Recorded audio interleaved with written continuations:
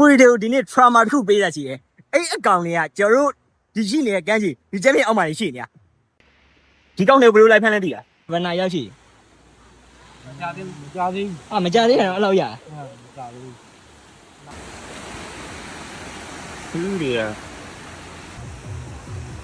တွေ့လား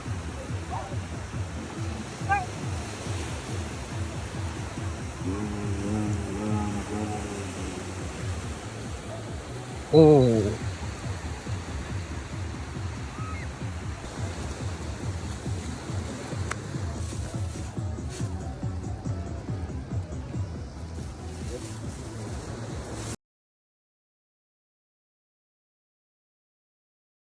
ကြည့်တာပေါ့